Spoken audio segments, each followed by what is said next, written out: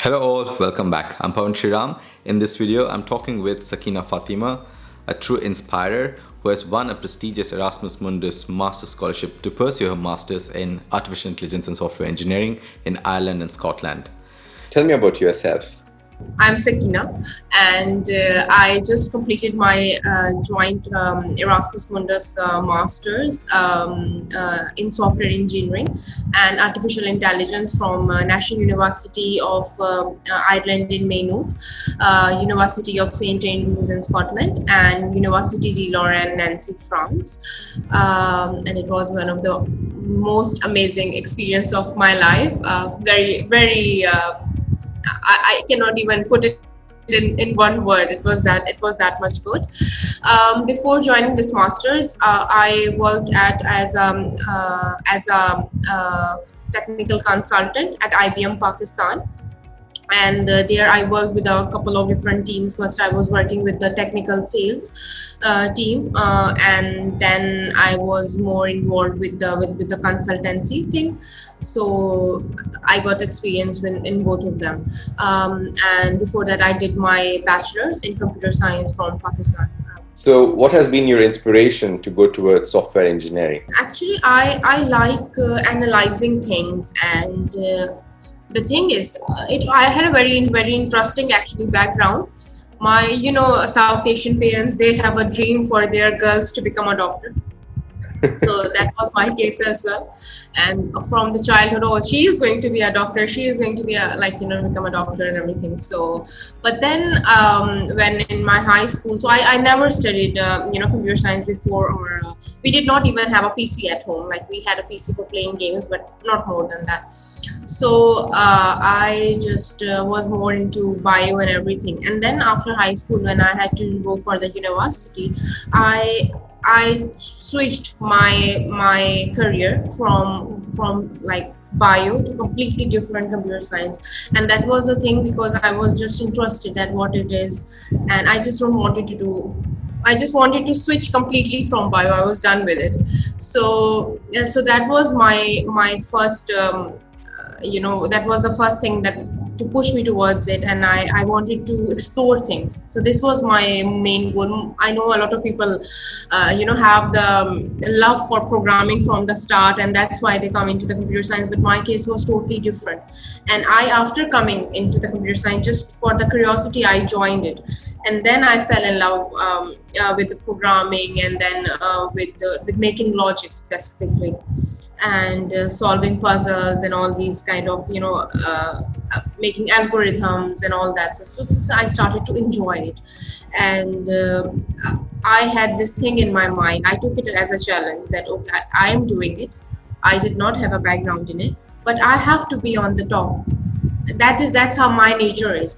So I worked very hard for it, and I worked extra just to prove myself, because I remember we had a class of, I think, 110 students, and the girls were only 10.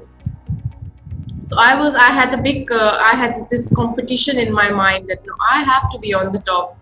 So I have to prove myself that I can do it. I'm no less than anyone and anything else. So that was my thinking at that time. As you talked about women and women in technology, something which, especially coming from South Asia, it's picking up, especially in the cities. Yes, people are kind of getting out of their shell to kind of do good in life. How it's been for you in your own journey, and what's your message for women to go and explore and to do what they want to do and enjoy doing?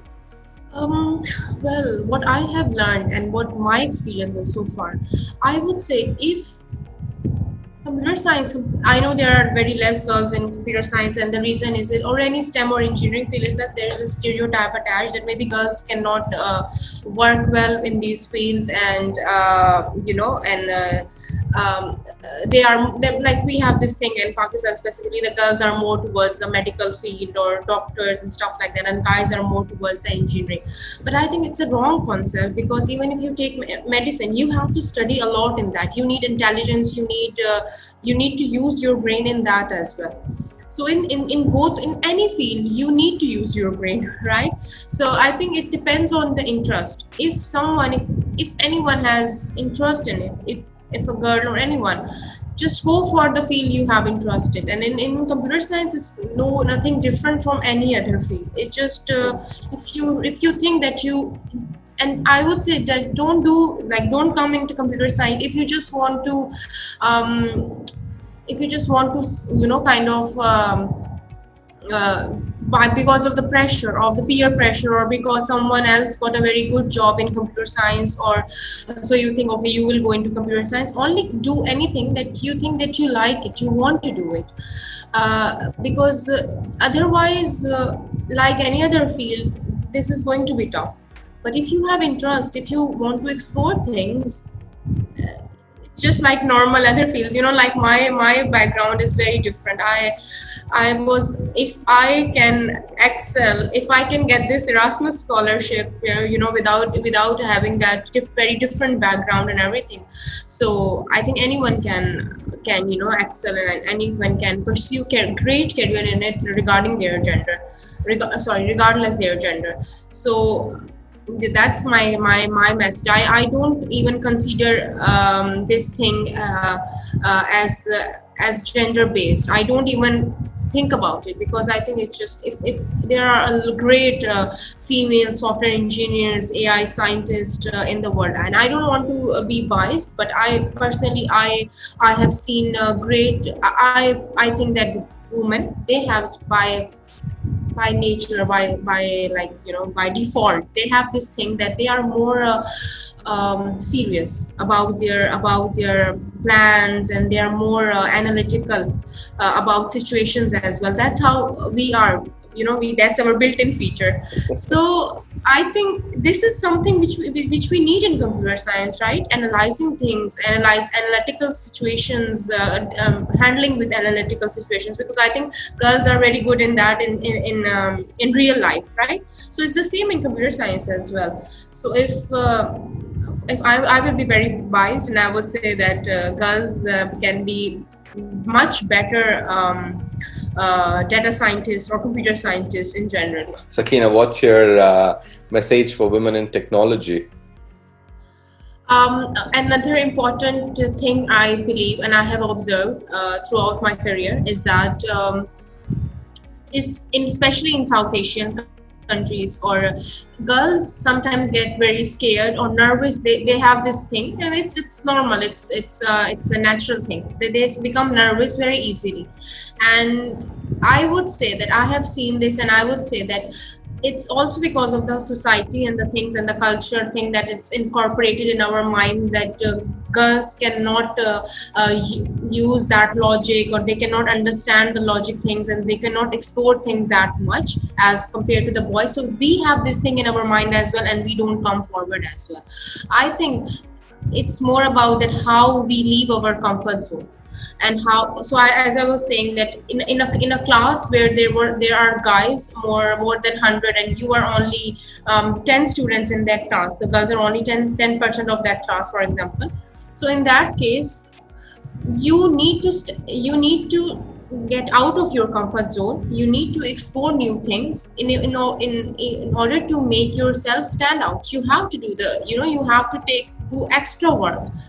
And my personal experience, I would say, if you really want to excel and you want to go out and get the things right, you have to work extra. I remember when I was in my undergrad, people used to make fun of me, especially the guys of my class. They used to make fun of me. Oh, she's a nerd. She's always studying. She's always so much up with speaking with the teachers, asking questions, and they were annoyed from me because of me. They had to stay in the class.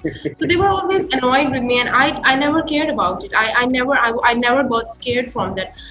So I know this is kind of a pressure that you will face social boycott from the class, or because of that, but don't let them stop you from what you want to achieve.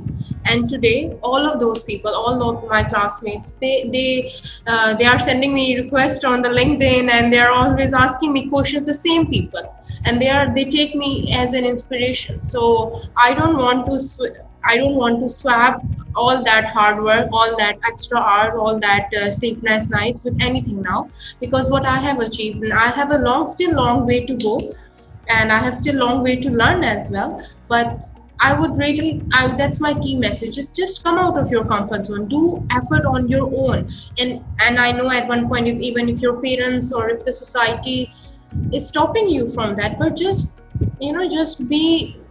stick with your goals, stick with your passions, just stick with what you want to achieve.